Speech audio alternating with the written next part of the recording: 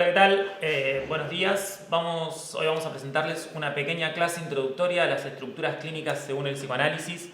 Esta clase pertenece a la Cátedra de Salud Mental del Departamento de Ciencias de la Salud de la Universidad Nacional del Sur.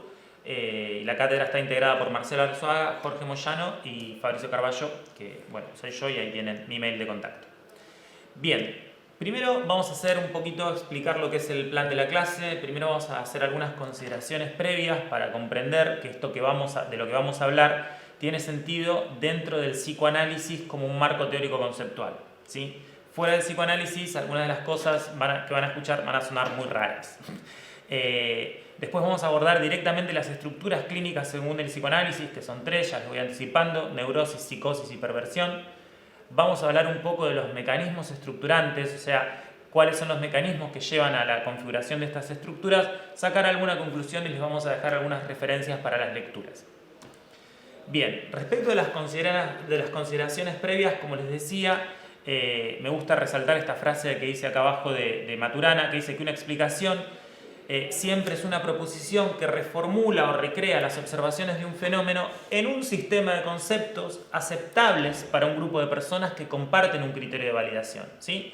Esto es importante porque estamos hablando dentro de lo que es el marco conceptual del psicoanálisis con sus propios criterios de validación que tienen que ver justamente con la práctica de la clínica psicoanalítica, ¿sí? El psicoanálisis es una teoría y una práctica, y todos los fenómenos que se observan aparecen en la relación entre terapeuta, y analizado, que es la transferencia. Entonces, muchas de las cuestiones de las que el psicoanálisis habla se pueden observar solo a través del análisis.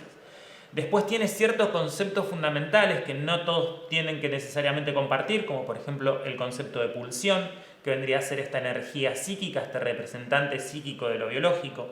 El concepto de lo inconsciente, ¿sí? El inconsciente como todo un sistema que tiene sus leyes propias y que es ajeno a la conciencia. Y obviamente el complejo de Edipo y el complejo de castración, que vendrían a ser dos de las situaciones fundantes del psiquismo humano, ¿sí? Entonces, muchas de las cosas que vamos a decir, recuerden que tienen sentido dentro del psicoanálisis. ¿Por qué digo esto? Porque el psicoanálisis es una práctica que ya tiene más de 150 años y muchos conceptos hoy por hoy quedarían en desuso o serían por lo menos criticables. Bien, primero vamos a hablar entonces de lo que es una estructura clínica. La estructura, como toda estructura, hay que entenderlo como una configuración en donde cada uno de los elementos cobra sentido en función del resto de los elementos, ¿sí? Dentro de lo que es la estructura psíquica lo podemos pensar como un modo de economía psíquica. Modo de economía tiene que ver con cómo manejamos la pulsión, ¿sí? La pulsión es la energía, como le veníamos diciendo, la libido. Entonces, ¿qué hacemos? ¿Cómo manejamos? ¿Cómo invertimos esa energía? Hace referencia a la economía psíquica, ¿sí? Los gustos, los placeres de cada uno y cada cual, y cómo esto se fue configurando y cómo le permite cierto goce y le prohíbe otro. Entonces esto va a configurar la forma en que la persona se relaciona con el mundo y cómo también ve el mundo. Es también un poco el cristal, el tamiz con el que nosotros observamos el mundo. Y la estructura clínica va a dar la forma a los síntomas, ¿sí? O sea, una estructura particular, por ejemplo, la psicosis puede producir delirios, pero la neurosis también puede producir delirios, y el lugar del delirio, el rol del delirio en la psicosis, en la neurosis, el tipo de delirio es distinto, ¿sí? Entonces, esto es la gran diferencia que hay con la clínica psicopatológica, y por eso son estructuras clínicas y no estructuras psicopatológicas. No es que es como el DSM-4 u otros manuales clasificatorios, en donde si vos cumplís un par de requisitos, tenés cierto diagnóstico. Acá tu estructura clínica va a permitir que aparezcan o no determinadas tipos de síntomas, ¿sí?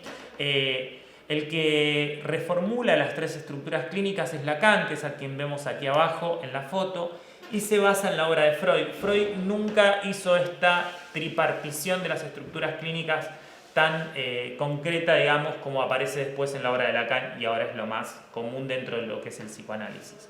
Estas estructuras son irreversibles. ¿Qué quiere decir que sean irreversibles? Que si uno pertenece a una estructura no puede pasar a otra. Si es neurótico no puede pasar a ser psicótico, ¿sí? Si aparece en un neurótico síntomas psicóticos, puede ser que haya sido una psicosis que no estaba desencadenada, que no había sido diagnosticada, o pueden ser síntomas psicóticos dentro de una neurosis, que van a tener otra función y otra forma de presentación. Por eso el diagnóstico estructural se realiza justamente dentro de lo que es la transferencia, dentro del vínculo entre el analizado y el analizante, ¿sí? Los síntomas justamente cobrarán sentido entonces en función de las estructuras. Como les decía antes, un neurótico puede delirar, ¿sí? No es lo mismo que el delirio. En un psicótico vamos a ver algunas cosas, ¿sí? Nuevamente, el marco conceptual del psicoanálisis es muy grande, vamos a tocar muy poquitas cosas, ¿sí? Y se van a constituir, construir estas estructuras en función de los mecanismos que se ponen en juego frente a la amenaza de castración, a las diferentes amenazas de castración que va sufriendo, digamos, el sujeto en el devenir de la vida. Como ya les dije, las tres estructuras clínicas para el psicoanálisis son la neurosis, la psicosis y la perversión. Vamos a comenzar con la neurosis. Sí, la neurosis vendría a ser la estructura más común. Esto que dice Freud de que nadie es normal, digamos, tiene que ver con que todos somos neuróticos. Todos somos neuróticos porque justamente todos tenemos el deseo insatisfecho. ¿Sí? La característica principal de la neurosis es la insatisfacción del deseo. El deseo jamás puede realizarse plenamente. Siempre va a haber un resto. Cuando obtenemos aquello que queremos, siempre vamos a querer algo más. Esto tiene que ver con la estructura misma del deseo. Entonces, la única forma de complementar, digamos, siempre va a aparecer algo más del deseo y a veces va a aparecer justamente como formaciones del inconsciente, como síntomas, como fantasmas. Esto es todo lo que Freud describe justamente en su interpretación de los sueños y en la psicopatología de la vida cotidiana, ¿sí? ¿Qué es lo que el deseo trata de hacer? El deseo trata justamente de acotar lo que vendría a ser el goce, que sería, para pensarlo de alguna manera, el cumplir la pulsión, el llevar adelante la pulsión, digamos. Eso sería devastador para el sujeto porque no tendría, digamos, no estaría limitado por todas las demandas y las cuestiones culturales. Para ponerlo en términos del complejo de Edipo, sería este deseo de acostarse con la madre, ¿no? Digamos, según el complejo de Edipo, ustedes ya sabrán, el niño se siente atraído sexualmente por su madre. Esto justamente la ley paterna lo evita, entonces eso hace que el chico desista por la amenaza que él siente, la amenaza de castración, la amenaza a perder aquello valorado, por llamarlo de alguna manera. El cumplimiento del goce sería, digamos, ir a acostarse con su madre. Uno no va a hacer esto, no puede hacer esto porque justamente la castración funciona, entonces siempre hay algo del deseo que va a circular porque aquello que realmente quiere no lo puede cumplir nunca, ¿sí? Y inclusive esto nos es aterrador y nos es ominoso. Entonces, aquello que no se cumple va a aparecer justamente, va a quedar reprimido en el inconsciente, va a sufrir la condensación, el desplazamiento, los procesos del inconsciente y va a aparecer por otro lado en la forma de síntoma, de lapsus, de fallido. Entonces el síntoma dentro de la neurosis, ¿sí? Una conversión histérica, no poder caminar, no poder pararse, etc., va a tener sentido, el síntoma va a hablar. Entonces el síntoma puede ser interpretado. Este es el modelo clásico del psicoanálisis, donde la interpretación tiene sentido. Y justamente el neurótico se relaciona con los otros a través del fantasma, ¿sí? Que vendrían a ser sus fantasías de cómo él ve a los demás y cómo piensa que los demás lo ven a sí mismo. Los modelos de la neurosis son la histeria y la neurosis obsesiva. No quiero discutir el tema de la fobia porque es un tema justamente discutido. Entonces el neurótico es una persona insatisfecha y dubitativa, ¿sí? El mecanismo, como ya anticipé, es la represión. Vamos a hablar más adelante de la represión, pero tiene que ver con esto de empujar ciertos contenidos que no son placenteros al inconsciente.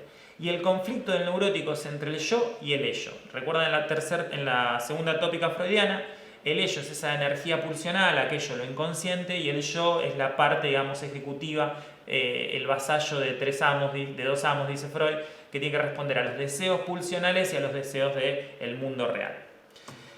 La psicosis, que por ahí nos interesa un poco más en esta cátedra, tiene que ver principalmente con la esquizofrenia y la paranoia para el psicoanálisis, ¿sí? La esquizofrenia tiene que ver con la escisión. El sujeto se rompe, se desmiembra, ¿sí? Es como que los síntomas son físicos, es la escisión, inclusive son físicos, es la escisión el concepto fundamental.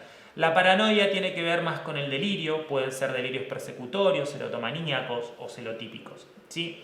En la psicosis no hay síntoma en el sentido de la neurosis, en donde el síntoma tiene un sentido, un significado a ser interpretado. Hay fenómenos elementales que van a ser los neologismos, son trastornos profundos del lenguaje, delirios, alucinaciones y bueno, perturbaciones del lenguaje como una de las características para Lacan principales.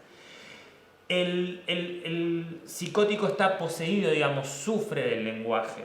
¿Sí? En el neurótico, justamente esto de que hace sentido, de que cobra dobles sentidos, el psicótico, el lenguaje es hablado por el otro, de alguna manera. Y lo que tiene es una certeza, una certeza respecto de aquello que oye, aquello que escucha, aquello que cree en su delirio. A diferencia del neurótico, eso es lo que yo les decía, un delirio en la neurosis, un delirio en la psicosis son estructuralmente diferentes, ¿sí? El psicótico comienza siempre con una idea de autorreferencia, que algo se está dirigiendo hacia él, aunque el significado todavía no lo encuentra, pero él está seguro de que o hay alguna voz que le habla, o algo tiene sentido para él específicamente, pusieron eso para mí, hasta que finalmente después le encuentra un significado y esto se convierte en certeza y eso va a, de alguna manera, guiar a la vida del psicótico. El conflicto ya va a ser entre el yo y el mundo exterior, porque es del mundo exterior que le viene justamente todo esto que en algún momento fue forcluido, fue quitado de la realidad, ¿sí?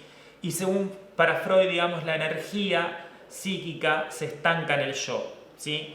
El ello toma el yo como objeto, va a decir Freud, y el delirio en la psicosis es restitutivo. El delirio es la forma que el psicótico tiene de volver a investir libidinalmente, digamos, algo por fuera de su yo. Por eso Freud dice que el psicótico ama su delirio como a sí mismo.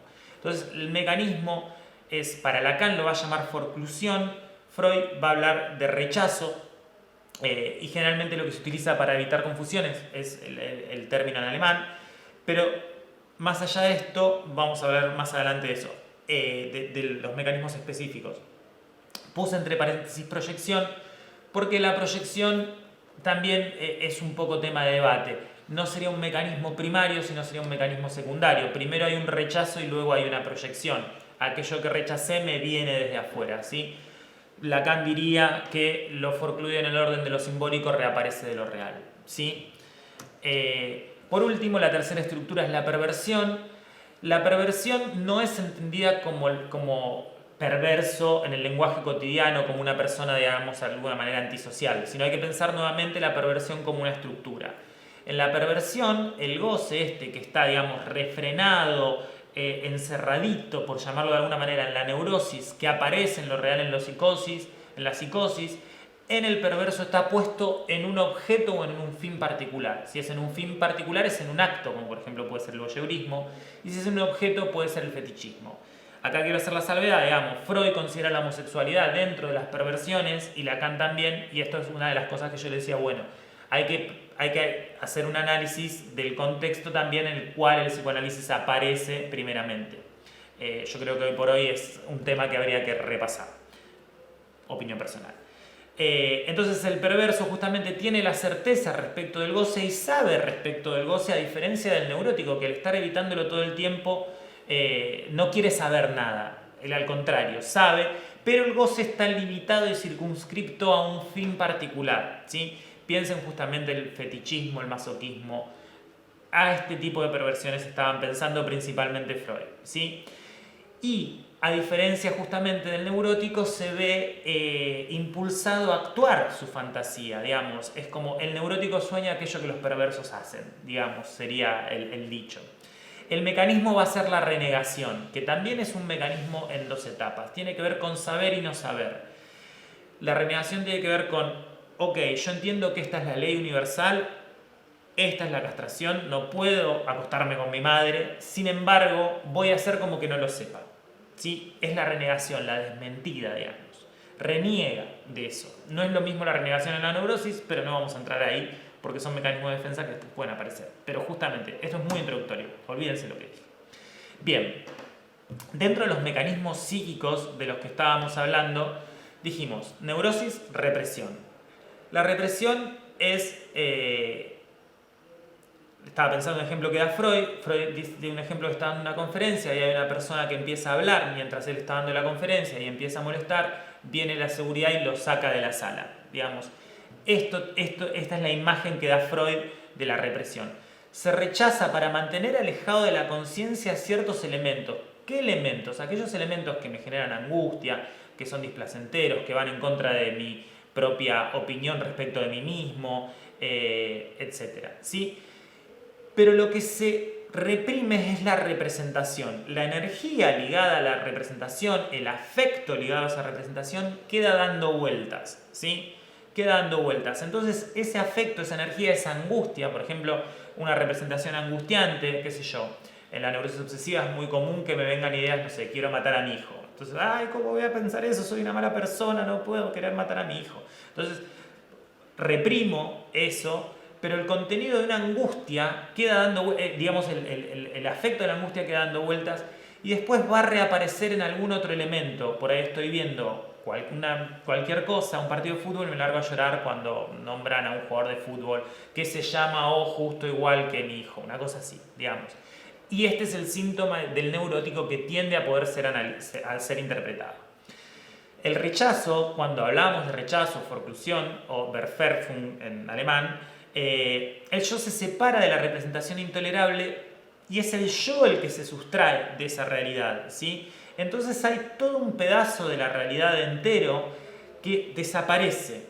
Y esto que desaparece, digamos, esa parte de que no aparece ni siquiera la representación, no es que se reprime la representación, el yo se sustrae de ahí, reaparece nuevamente como real, viene desde afuera. Entonces aquello que me provocó, me traumatizó, digamos, que fue traumatizante para lo consciente, lo sustraje completamente y reaparece, pero ahora no ya como algo que yo reconozco como propio, sino que reaparece de afuera, que viene de lo real. Entonces por eso son las voces alucinatorias o esta idea de que me controlan, de que mi cuerpo es controlado por otra persona o inclusive la propia desintegración del cuerpo. En la renegación, como ya les decía antes, el sujeto rehúsa reconocer la realidad justamente de una percepción traumatizante que hace referencia justamente a esta amenaza de castración. La amenaza de castración, el niño cuando nace, para Freud, justamente nace con la premisa de que todos tienen pene, el pene equivale al falo, el falo equivale a aquello que es muy valorado. Después se da cuenta de las diferencias anatómicas, las nenas no tienen pene, los nenes tienen pene, entonces piensa que lo puede perder y esto es la amenaza de castración, lo que es muy angustiante. Te pueden quitar aquello que más valoras, ¿sí? Que justamente la castración es esa amenaza de castración la que finaliza en el sentido normal, por llamarlo, o neurótico, el complejo de Edipo, ¿no? Ante la amenaza de castración, renuncio a cierto goce. Bueno, ante la amenaza de castración, hago como que no sé nada, digamos. Ese sería el mecanismo de la renegación. Y se genera un sustituto de aquello que era el falo, que no puede ser perdido, que va a ser el fetiche. No sé si esto va quedando más o menos claro. Y nuevamente insisto, hay otros conceptos que ayudan a entender todas estas cosas de las que estamos hablando que tienen que ver con el psicoanálisis más profundo, por decirlo de alguna manera. En conclusión, para que esto quede bastante más claro, las estructuras psíquicas que plantea el psicoanálisis no son lo mismo que una categorización psicopatológica como puede ser el DSM-4, son irreversibles, no se puede pasar de una estructura a la otra, dependen de la forma que nosotros lidiamos con la castración, con esta idea del no todo, con este mandato universal, este ingreso en la cultura, si se quiere, esto de aceptar la ley, esta renuncia que nos permite vivir en sociedad, en una visión media hobbiana que tiene Freud del humano. Y justamente de las estructuras clínicas van a depender la presentación clínica, ¿sí? Los síntomas, y como dijimos, son tres, a saber, neurosis, psicosis y perversión. Bueno, acá tienen las referencias donde pueden encontrar todo esto que estuvimos hablando. Y bueno, muchas gracias por haberse quedado hasta acá y espero que les haya servido.